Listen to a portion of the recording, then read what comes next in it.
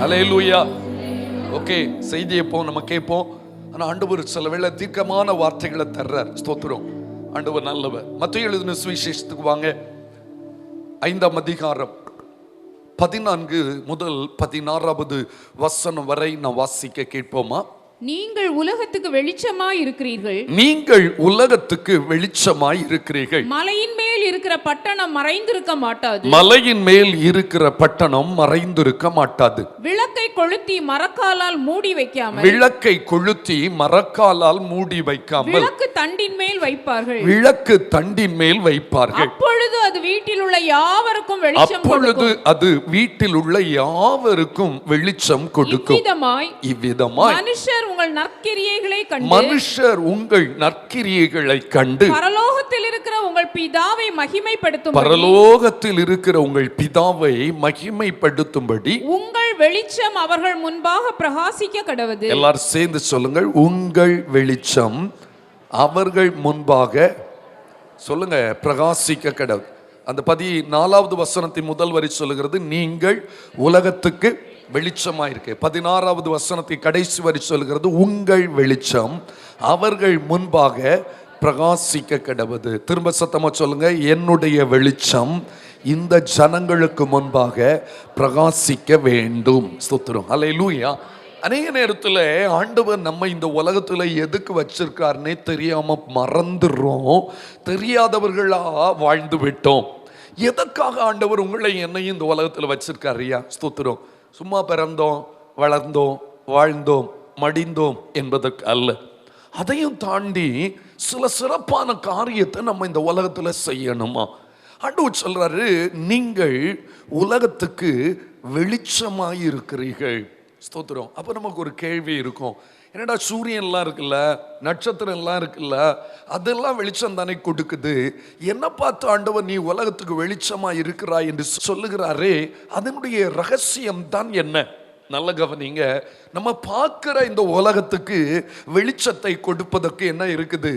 சூரியன் இருக்கிறது. குட். ஆனா காணக்கூடாத ஒரு ஆவி மண்டலம் இருக்குது. எத்தனை பேருக்கு அது தெரியும்? ஸ்தோத்திரம். கொஞ்சம் கை உயர்த்துங்க பார்க்கலாம். ஸ்தோத்திரம். அல்லேலூயா. இப்போ நம்மளை வெளியே பார்க்கும்போது எல்லாரும் அப்படி சூப்பரா இருக்கீங்களா? ஸ்தோத்திரம். வசனத்தை கேட்டு வார்த்தைகளை பெற்று உற்சாகமா இருக்கீங்க.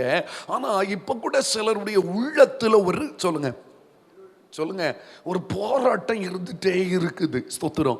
இந்த ஆவிக்குரிய உலகத்துக்கும் சொல்லுங்க சாத்தானுடைய உலகத்துக்கு இடையில ஒரு பெரிய போராட்டம் இருந்துட்டே தான் இருக்குது. ஆண்டவர் சொல்றாரு நீங்கள் உலகத்துக்கு வெளிச்சமா இருக்கிறீங்க.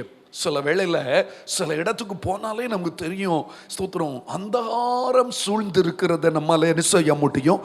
உணர முடியும். சில சொல்லுவாங்க, பாஸ்டர் எங்க வீடு ஒரு மாதிரி இருண்ட வீடா இருக்குது பாஸ்டர், எங்க குடும்பமே ஒரு இருள் சூழ்ந்தது போல இருக்குது. பணம் எல்லாம் இருக்குதுங்க, வீடெல்லாம் பெருசா தான் இருக்குது, ஆனா அந்த வீட்டுக்குள்ள நிம்மதி இல்லை, வீட்டுக்குள்ள இருக்கிறதுக்கே விருப்பம் இல்லை, எங்கேயாவது மாறிடலாமா, வீட்டை மாற்றிடலாமான்னு கூட நான் அடிக்கடி கொஸ்டின் பண்ணிட்டு இருக்கேன், யோசித்துட்டு இருக்கேன்னு சொல்லி பலர் இந்த இடத்துல பேசுவது உண்டு. உங்களோடு கூட கர்த்தர் பேசுகிறார்.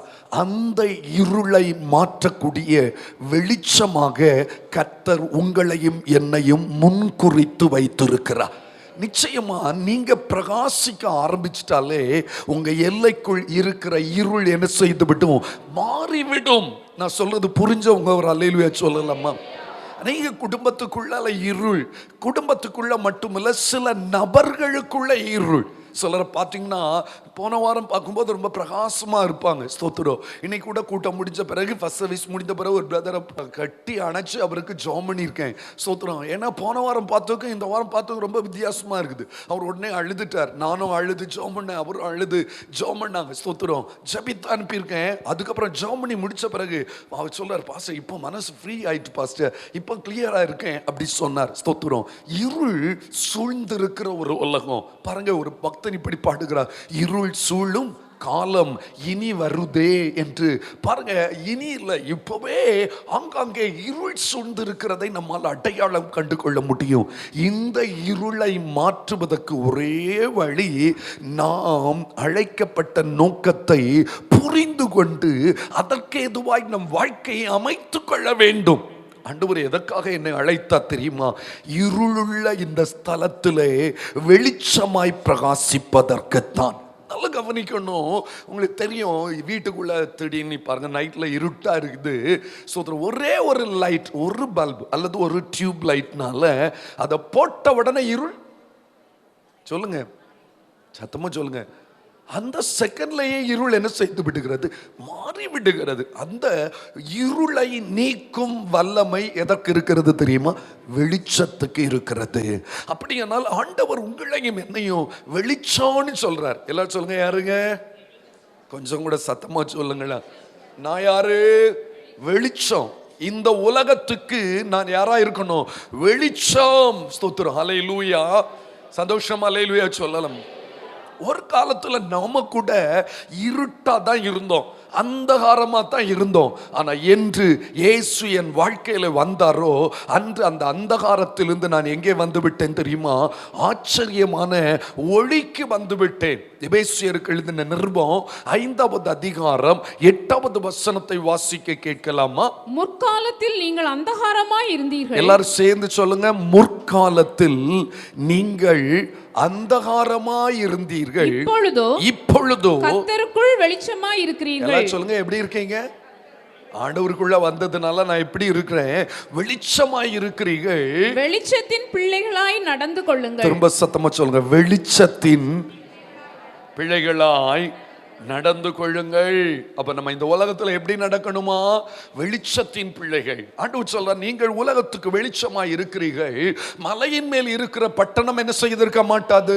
அப்படின்னு என்ன அர்த்தம்? உங்களை ஆண்டவர் அடுத்தது சொல்றார், மலையின் மேல் இருக்கிற பட்டணம். யார் பார்த்தாலும் உங்களை பார்த்த உடனே தெரியும். ஏன்னா உங்க முகத்திலிருந்து என்ன பிரகாசித்து கொண்டிருக்கும்? வெளிச்சம். உங்க வாழ்வின் காரியங்கள் எல்லாம் வெளிச்சத்தின் பிள்ளைகள் என்பதை உறுதிப்படுத்தும். எல்லாருடைய கண்களும் காணத்தக்கதாக மறைக்கப்பட முடியாத ஒரு வெளிச்சமா தேவன் உங்களை இந்த தேசத்திலும் வைத்திருக்கிறார். ஸ்தோத்திரம். உங்களை எந்த வீட்டில் வைத்திருக்கிறார்? எந்த குடும்பத்தில் வைத்திருக்கிறார்? எந்த ஸ்ட்ரீட்ல வைத்திருக்கிறார்? எந்த கிராமத்தில் வைத்திருக்கிறார்? அந்த கிராமத்தின் இருளை போக்கும் வெளிச்சம் நீங்கள் தான். உங்க வீட்டுக்குள் இருக்கிற சில இருள்களை போக்கும் வெளிச்சம் நீங்கள் தான். அல்லேலூயா. உங்களுக்கு தெரியுமா, அந்த லைட்டு போட்ட உடனே இந்த கரப்பான் பூச்சி, சொல்லுங்க சத்தமா சொல்லுங்க, என்னென்ன சின்ன சின்ன சொல்லுங்க பூச்சிகள்லாம் காலையில் 3 மணிக்கு நான் ஜோமனுக்கு எழும்பி லைட் போட்டேன்னு வைங்களா, சுத்துறோம். சின்ன சின்ன பூச்சிகள்லாம் சிலது ஓடுறத பார்க்க முடியும். அது ஓடி என்ன செய்கிறோம்? சொல்லுங்க, அதால வெளிச்சத்துக்குள்ளால நிற்க இருக்க முடியாது. அதே போல தான் நம்ம வீட்டில் நம்ம வெளிச்சமா பிரகாசித்தா சில இந்த சத்துருடைய கிரியைகள் எல்லாம் அலறி என்ன செய்துடும்? ஓடி போய்விடும். ஆண்டவர் அதுதான் சொல்றார், உன்னை இந்த உலகத்துக்கு வெளிச்சமா வைத்திருக்கிறேன். விளக்க கொளுத்தி மரக்காலால் என்ன செய்திராத? மூடி வச்சிடாத. உலக ஆசைகள்னாலும் உலகத்தின் காரியங்களினாலும் பணத்தின் காரியங்களினாலும் உன்னுடைய பிரகாசத்தை நீ இழந்து விடாதே. மாறாக அதை விளக்கு தண்டின் மேல் என்ன செய்? வைத்தால் அது வீட்டில் உள்ள யாவருக்கும் என்ன கொடுக்குமா? வெளிச்சம் கொடுக்கும். சரிங்க, அந்த வெளிச்சம்னா என்ன? அதுதான் 16வது வசனம் சொல்லுகிறது. என்ன சொல்லுகிறது? இவ்விதமாய், எல்லாரும் சொல்லுங்க, மனுஷர் உங்கள் நற்கிரியைகளை கண்டு பரலோகத்தில் இருக்கிற உங்கள் பிதாவை மகிமைப்படுத்தும்படி உங்கள் வெளிச்சம் அவர்கள் முன்பாக. அல்லேலூயா, அல்லேலூயா. அப்ப இந்த இடத்துல வெளிச்சம் என்ன தெரியுமா? உங்க கிரியை. எல்லாச்சும் உங்களுடைய நற்கிரியை தான் என்னது? வெளிச்சம். அப்ப இந்த உலகம் எதை பார்க்கணும்? உங்க இடத்துல நற்கிரியை பார்க்கணும். நற்கிரியை உள்ளவர்கள் தான் இந்த உலகத்தின் இருளை மாற்ற வல்லவர்கள், வெளிச்சத்தை விதைக்க வல்லவர்களாய் காணப்படுகிறது. ஸ்தோத்திரம். அன்புக்குரியவர்களே, இந்த நாளில ஆண்டவர் வெளிச்சத்தின் அதிபதி. எல்லாரும் சொல்லுங்க பார்க்கலாம். யாரு? சொல்லுங்க. ஆண்டவர் சொல்றாரு, யோவான் எழுதின சுவிசேஷம் 8ஆம் அதிகாரம் 12வது வசனத்துல பார்ப்பீர்களே, ஆனா மறுபடியும் இயேசு சொல்லுங்க, ஜனங்களை நோக்கி, நான் உலகத்துக்கு ஒளியாய் இருக்கிறேன். போதும், நான் உலகத்துக்கு. அந்த ஒளியின் உள்ளதை வெளிச்சோனி கூட சொல்லலாம். சொல்றாரு, அவர் தன்னை பற்றி சொல்ற, நான் உலகத்துக்கு சொல்லுங்க வெளிச்சமா இருக்கிறேன். 9ஆம் அதிகாரம் 5வது வசனத்தை பாருங்க. யோவான் 9:5. நான் உலகத்தில் இருக்கையில், நான் உலகத்தில் இருக்கிறேன், உலகத்துக்கு ஒளியாய் இருக்கிறேன், உலகத்துக்கு ஒளியாய் இருக்கிறேன் என்றார். அதே போல நீங்களும் நானும் கூட சொல்லணும், ஆண்டவரே நான் இந்த உலகத்துல இருக்கிற காலத்துல இந்த உலகத்துக்கு எப்படி இருக்கிறேன், ஒளியா இல்லது வெளிச்சமா இருக்கிறேன் என்று சொல்லக்கூடிய அளவுக்கு நம் நற்கிரியைகளினால் நிறைந்தவர்களாய் காணப்பட வேண்டும். அன்பானவர்களே, இன்றைக்கு ஆண்டவர் நம்மிடத்தில் அந்த வெளிச்சமுள்ள வாழ்க்கையை எதிர்பார்த்து கடந்து வந்திருக்கிறார். அப்ப எப்படி வெளிச்சமா இருக்க முடியும் பார்க்கலாமா? ஒரு 3 காரியத்தை நான் உங்களுக்கு சீக்கிரமா சொல்லி, நிறைய வசனம் இருக்குது, அதை குறித்து வைத்துக் கொண்டால் நீங்க வீட்டில் போய் அவைகளை தெளிவுபடுவதற்கு ஏதுவா இருக்கும் என்பதை புரிந்து கொள்ளுங்க. ஓகே சார், 3 காரியத்தை உங்களுக்கு சொல்ல விரும்புகிறேன். முதலாவதாக யோவான் எழுதின சுவிசேஷம் 12ஆம் அதிகாரம் 44 முதல் 46 வரை நம்ம வாசிக்க கேட்போமா? யோவான் 12. ஓகே. அப்பொழுது இயேசு சத்தமிட்டு, என்னிடத்தில் விசுவாசம் இருக்கிறவன் என்னிடத்தில் அல்ல, என்னை அனுப்பினவரிடத்தில் விசுவாசமாய் இருக்கிறான். என்னை காண்கிறவன் என்னை அனுப்பினவரை காண்கிறான். என்னிடத்தில் விசுவாசமாய் இருக்கிறவன் எவனும், எல்லாரும் சேர்ந்து வாசிங்க. என்னிடத்தில் விசுவாசமாய் இருக்கிறவன் எவனும் இருளில் இராதபடிக்கு நான் உலகத்தில் ஒளியாக வந்தேன். எல்லாரும் சொல்லுங்க, நான். யாரெல்லாம் இயேசுவின் மேல விசுவாசம் வைத்து அவர் செய்த அந்த காரியத்தின் மேல நம்பிக்கை வைத்து அவரை சொந்த இரட்சகராய் ஏற்றுக்கொள்ளுகிறார்களோ அவர்கள் இருளில் இருப்பதில்லை. அவர்களை கர்த்தர் யாராய் மாற்ற விரும்புகிறார் தெரியுமா? வெளிச்சமாய் மாற்ற விரும்புகிறார். அப்போ யார் ஒருவர் இயேசுவை விசுவாசித்து அவரை சொந்த தெய்வமாய் ஏற்றுக்கொள்ளுகிறார்களோ அவர்களை கர்த்தர் யாராய் மாற்றி விடுகிறார்? வெளிச்சமாய் மாற்றி விடுகிறார். அதே அதிகாரத்தில் 35 மற்றும் 36வது வாக்கியங்களை கவனிங்கள். அதற்கு இயேசு இன்னும் கொஞ்ச காலம் ஒளி உங்களிடத்தில் இருக்கும், இருளில் நீங்கள் அகப்படாதபடிக்கு ஒளி உங்களோடு இருக்கையில் நடவுங்கள். இருளில் நடக்கிறவன் தான் போகிற இடம் இன்னதென்று அறியான். ஒளி உங்களோடு இருக்கையில் நீங்கள் ஒளியின் பிள்ளைகள் ஆகும்படிக்கு ஒளியின் இடத்தில் விசுவாசமாய் இருங்கள் என்றார். போதும். ஒளி உங்களோடு இருக்கையில் நீங்கள் ஒளியின் பிள்ளைகள் ஆகும்படிக்கு. ஒளி என்பது இதுல யாரை குறிப்பிடுகிறது? ஆண்டவராகிய இயேசுவினிடத்தில் என்ன செய்யுங்கள்? ஆண்டவரை விசுவாசிக்கிறவர்கள் யாரா மாறுறாங்க தெரியுமா? ஒளியின் பிள்ளைகள், வெளிச்சத்தின் பிள்ளைகளாய் மாறிவிடுகிறார்கள். இப்போ நான் கேட்கிறேன், எத்தனை பேர் இயேசுவின் மேல விசுவாசம் வைத்திருக்கிறீங்க?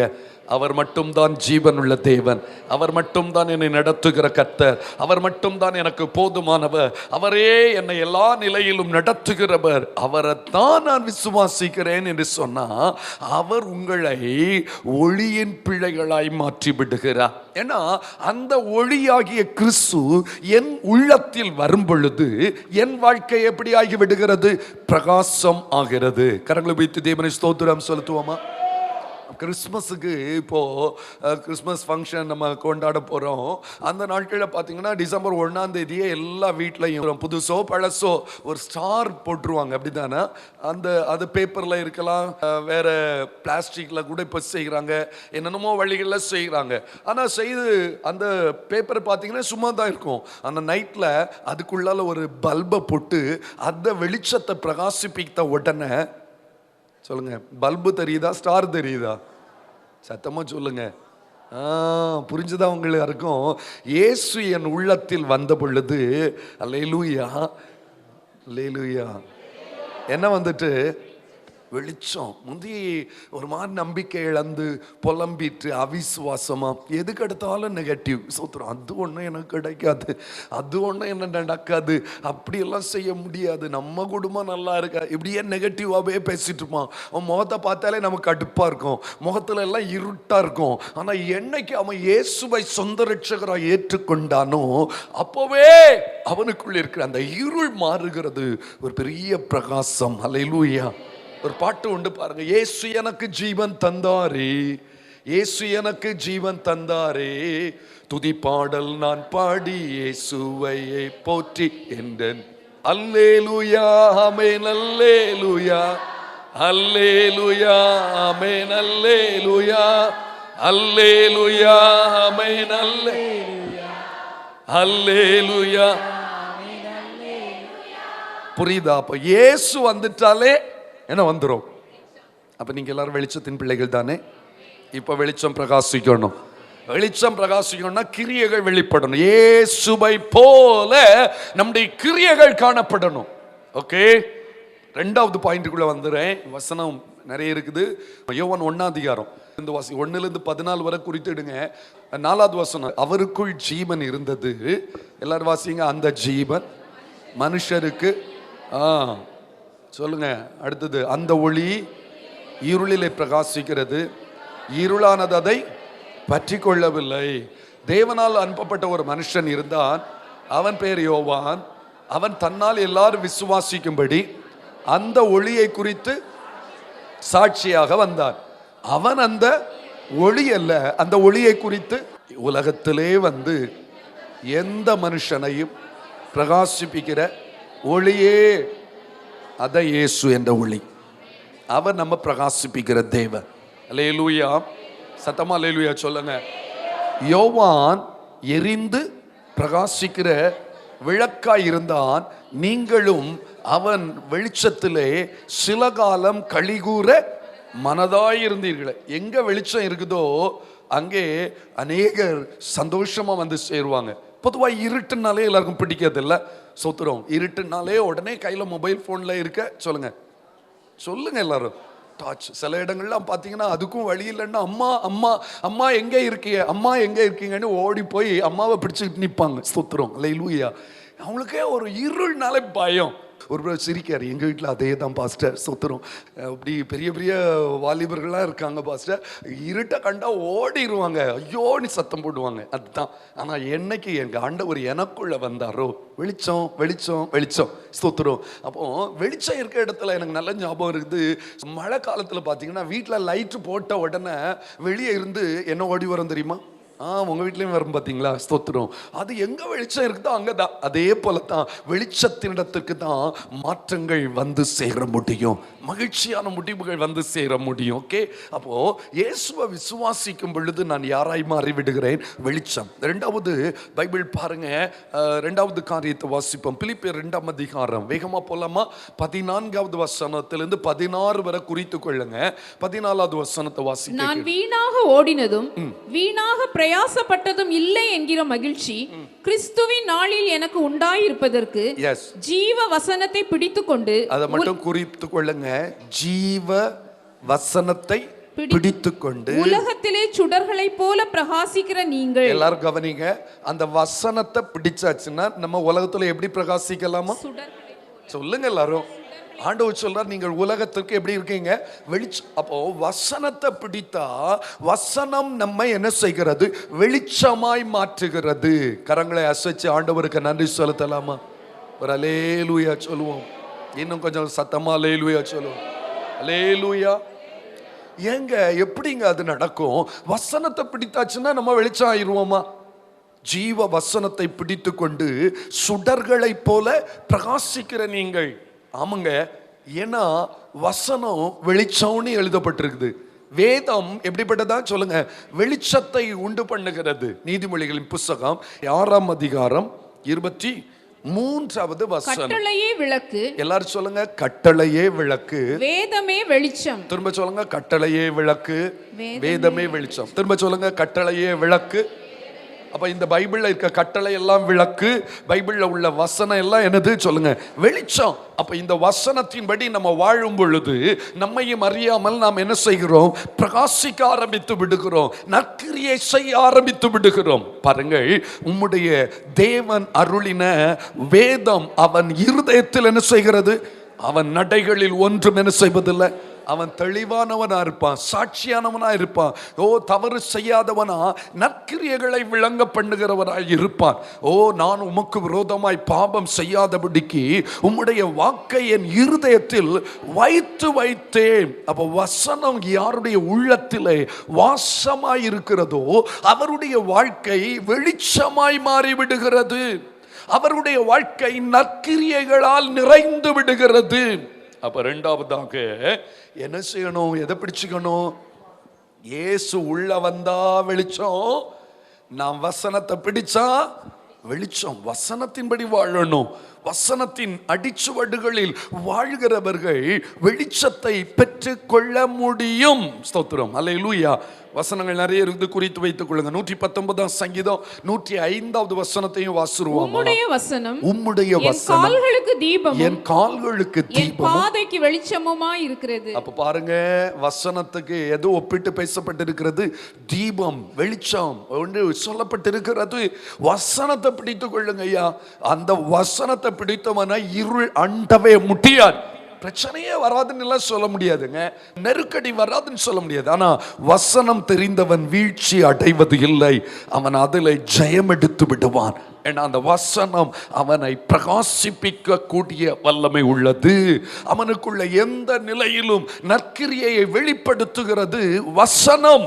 ஒரு மனிதனுக்குள்ளே வசனம் என்கிற விதை விதைக்கப்படும் பொழுது அவனுடைய வாழ்வில் நற்கிரியை என்கிற கனி உண்டாகிறது. சொல்லுங்க, வசனத்தை இருதயத்தில் விதைச்சா நற்கிரியை என்கிற கனியை நாம் அறுவடை செய்ய முடியும். மூன்றாவதாக வாசிக்கலாம். யோவான் எழுதின சுவிசேஷம் 8வது அதிகாரம் 12வது வசனம். மறுபடியும் இயேசு ஜனங்களை நோக்கி, நான் உலகத்திற்கு ஒளியாய் இருக்கிறேன்.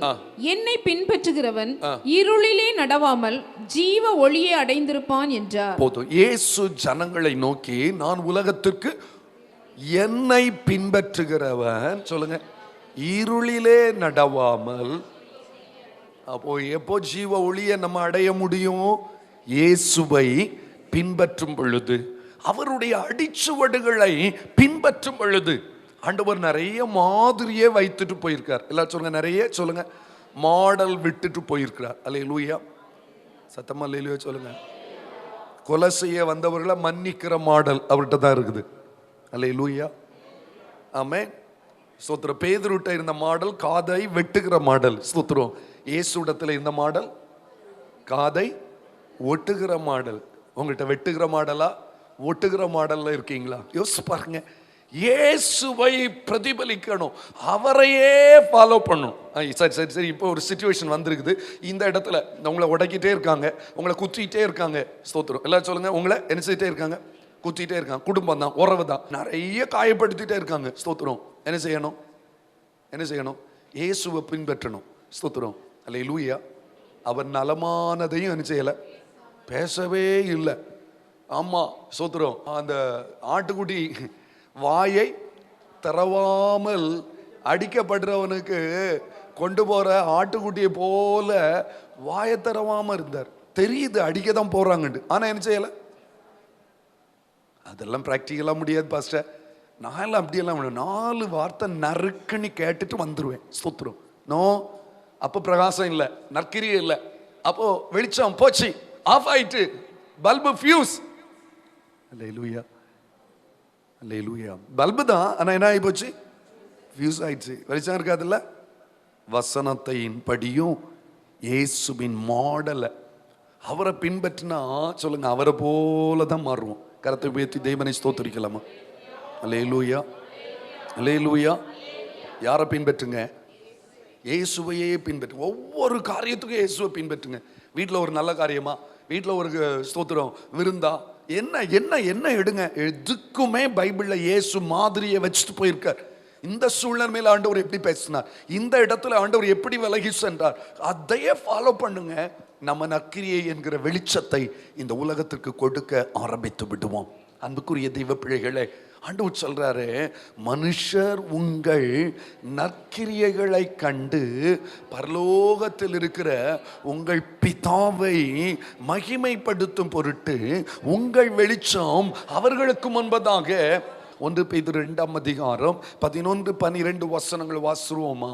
பிரியமானவர்களே, அந்நியர்களும் பரதேசிகளுமாய் இருக்கிற நீங்கள் ஆத்துமாவுக்கு விரோதமாய் போர் செய்கிற மாம்ச இச்சைகளை விட்டு விலகி, புறஜாதிகள் உங்களை அக்கிரமக்காரர் என்று விரோதமாய் பேசும் விஷயத்தில் அவர்கள் உங்கள் நற்கிரியைகளை கண்டு அவற்றின் நிமித்தம் சந்திப்பின் நாளிலே தேவனை மகிமைப்படுத்தும்படி நீங்கள் அவர்களுக்குள்ளே நல் நடக்கை உள்ளவர்களாய் நடந்து கொள்ளுங்கள் என்று உங்களுக்கு புத்தி சொல்லுகிறேன். ஆமென். புறஜாதிகள் உங்களை அக்கிரமக்காரர் என்று விரோதமாய் பேசும் விஷயத்தில் அவர்கள் உங்கள் சொல்லுங்க நற்கிரியைகளை கண்டு தேவனை மகிமைப்படுத்தும்படி நீங்கள் அவர்களுக்குள்ளே நல் நடக்கை உள்ளவர்களாய் நடந்து கொள்ளுங்கள் என்று உங்களுக்கு.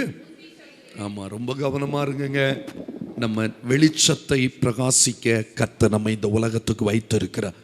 அப்போ எனக்கு ஒன்று புரிஞ்சது, இயேசுவின் பிள்ளைகள் எல்லாரும் ரகசிய வருகையில் எடுத்துக்கொள்ளப்பட்டா இந்த உலகம் எப்படி இருக்கும் சொல்லுங்க?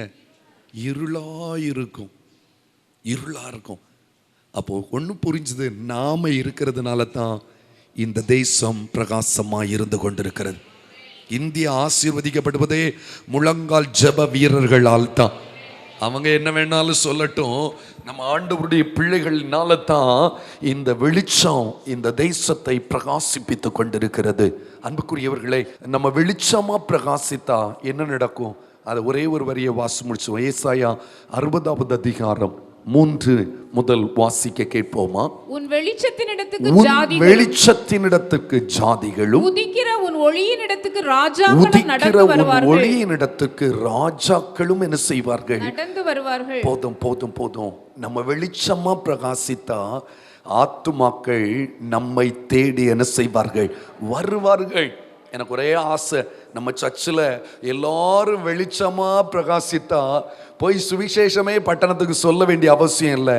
நம்மை பார்த்து எல்லாரும் கிறிஸ்துவின் அண்டையில் ஓடி வர முடியும். ஏன்னா நாம கிறிஸ்துவை பிரதிபலிக்கிறவர்களாய் மாறிவிடுவோம். வெளிச்சங்களாய் நற்கிரியைகளின் மூலம் கிறிஸ்துவின் சாயலை இந்த உலகத்துக்கு வெளிப்படுத்த ஆரம்பித்து விடுவோம். அதுதான் உங்க மேல என் மேல இருக்கிற தெய்வ திட்டம். அதுக்கு தான் தாயின் கற்பத்திலே எலும்புகள் உருவாவதற்கு முன்பதாக உங்களையும் என்னையும் கர்த்தர் தெரிந்தெடுத்தார். அமையா, நான் வெளிச்சமா பிரகாசிக்க வேண்டியது உண்மைதான். நான் எப்போ வெளிச்சமா பிரகாசிப்பேன் தெரியுமா?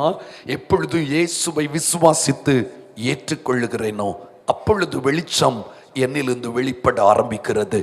வசனமாகிய வெளிச்சத்தின்படி நான் என் வாழ்க்கையை அமைத்துக் கொள்ளும் பொழுது வெளிச்சமாகிய நற்கிரியை என்னில் விளங்க ஆரம்பித்து விடுகிறது. இயேசுவை, அவருடைய அடிச்சுவடுகளை என் அன்றாட வாழ்க்கையிலே அபியாசப்படுத்தும் பொழுது நானும் கூட அவரை போல வெளிச்சத்தை இந்த உலகத்துக்கு விளங்க பண்ணுகிறவனாய் மாற்றமடைகிறேன். இதுவரையில இதை அறியாம அறிந்தும் அதை நிர்விசாரமா வாழ்ந்து விட்டேன் ஐயா. ஆனா இனி காலம் செல்லாது என்பதை புரிந்து கொண்டேன். இது கடைசி எச்சரிப்பு என்பதையும் உணர்ந்து கொண்டேன். இன்றிலிருந்து நான் இந்த உலகத்துக்கு வெளிச்சமாய் வாழ விரும்புகிறேன். எனக்காக ஜெபிப்பீங்களா? நான் என்ன ஒப்பு கொடுக்கிறேன் சொன்னவங்க கர்த்தரின் பாதத்தில் வாங்க. இயேசுவை விசுவாசிங்க ஐயா, வெளிச்சமாயிருவீங்க. வசனத்தின்படி வாழுங்க ஐயா, வெளிச்சமாயிருங்க. கிறிஸ்துவின் அடிச்சுவடுகளை பின்பற்றுங்க. இந்த உலகத்துக்கு நீங்கள் வெளிச்சமாய் வாழ முடியும். கர்த்தர் உங்களை ஆசீர்வதிப்பாராக. எல்லாரும் கண்களை மூடுவோம், கர்த்தரை நோக்கி பார்ப்போமா? ஹல்லேலூயா. உலகத்தின் வெளிச்சம் சொல்லுங்க. ஹல்லேலூயா. உலகத்தின் வெளிச்சம் நீ எழுந்து ஒளி வீசு. எல்லாரும் சேர்ந்து சொல்வோமா? உலகத்தின் வெளிச்சம் நீ. பாடுவோமே.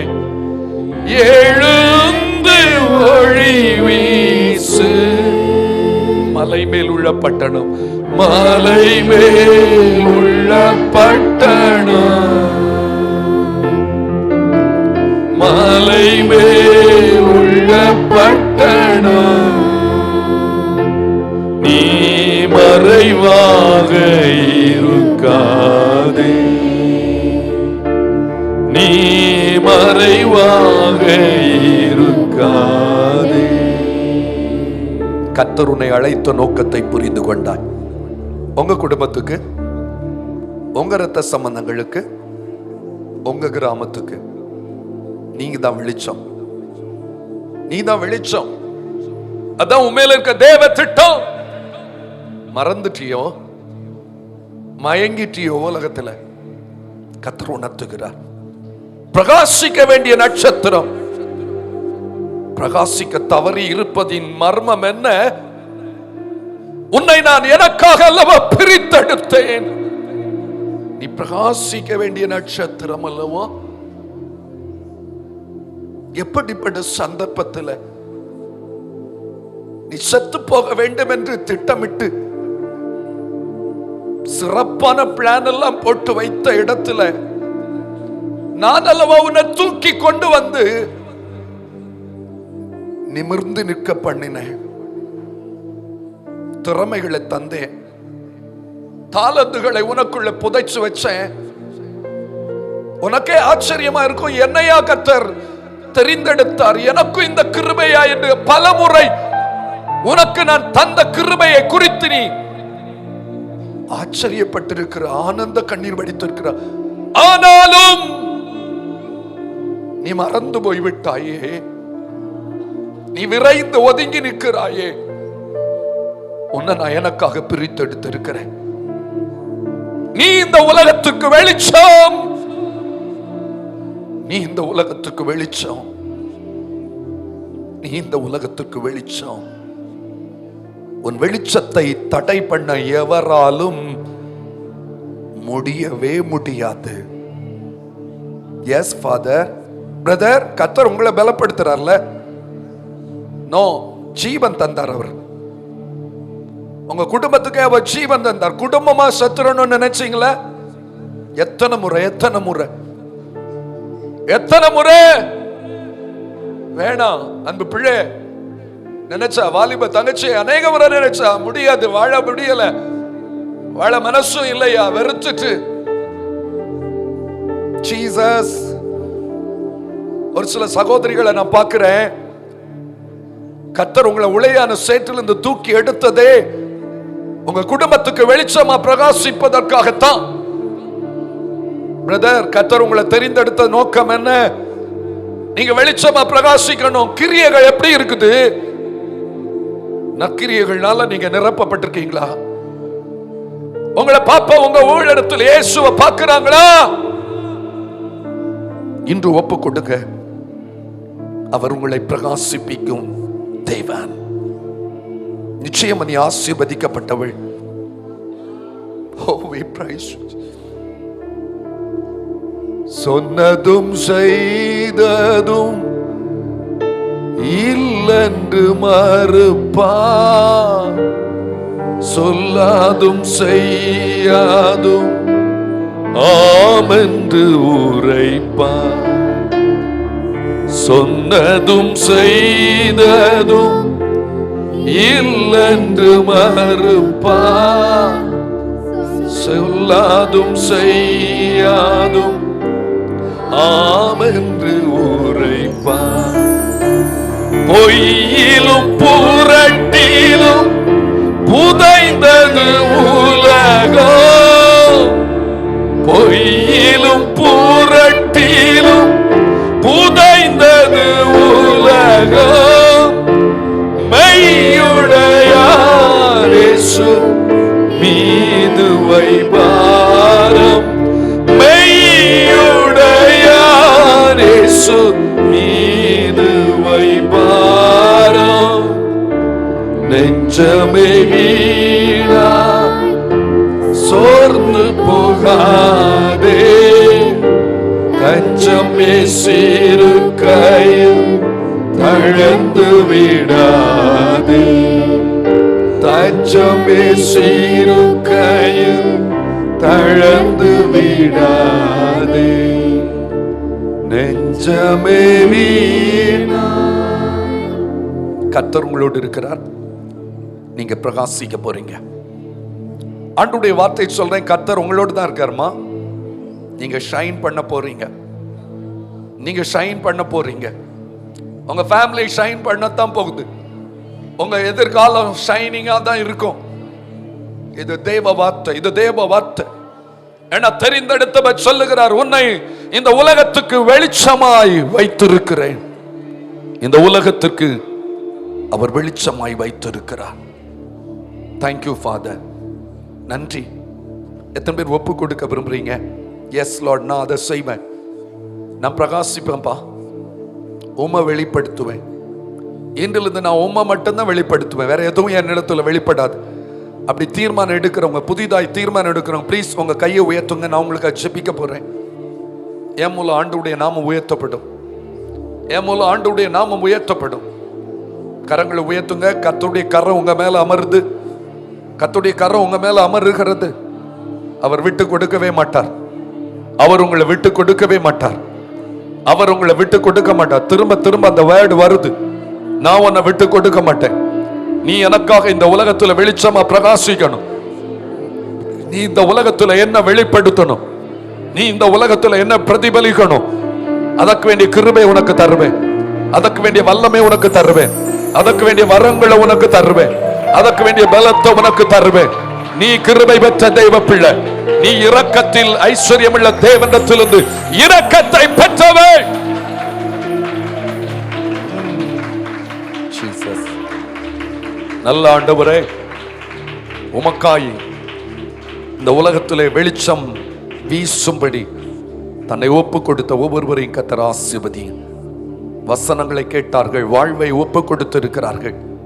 வழி நடத்தும் வல்ல ஆவியானவரே, இந்த 11வது மாதத்திலும் பரத்திலிருந்து ஒத்தாசை, பரமனின் பாதுகாப்பு, பரமனின் வழிநடத்துதல் தொடரட்டும் இவர்கள் குடும்ப வாழ்க்கையை. ஆண்டவரே, பிரயாணங்களில் பாதுகாப்பு, போக்குவரத்துகளில் பாதுகாப்பு, சிறப்பான ஒரு ஆசீர்வாத பாதை இந்த மாதத்தில் தேவன் திறந்து இவர்களை கைவிடாதவர் என்பதை உறுதிப்படுத்த போறீங்க.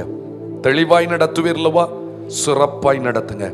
கரம் பிடித்துட்டீங்க, காரியங்கள் ஜெயமாய் மாறட்டும். சகலவித பாதுகாப்புக்கும் ஒப்பு கொடுக்கிறோம். சகல தீமைகளும் விலக்கி தேவன் தம்முடைய பிள்ளைகளை செட்டையின் நிழலில் மறைத்துக் கொள்ளுங்க. செய்கிற வேலை, தொழில், வியாபாரங்களை வர்த்திக்க பண்ணுங்க. பிள்ளைகளுடைய படிப்புகளில் ஞானம், ஞாபக சக்தி, புத்தி கூர்மை விளங்கட்டும். சிறப்பாய் இந்த மாதம் முழுவதும் கர்த்தர் இவர்களை குடும்பமாய் நடத்தும். அநேகர் வர தடைபட்டிருக்கிறாங்க, அவங்க ஒவ்வொருவரோடும் கர்த்தர் பேசும், அவர்களை இழுத்துக்கொள்ளும். ஒவ்வொருவருக்கே மகிமை செலுத்துகிறோம். ஆசீர்வதிக்கிறோம், ஆசீர்வதிக்கிறோம், ஆசீர்வதிக்கிறோம். உலகத்தின் வெளிச்சங்களாக பிரகாசிக்க பண்ணுகிற இயேசுவின் நாமத்தில் ஜெபிக்கிறோம் நல்ல பிதாவே.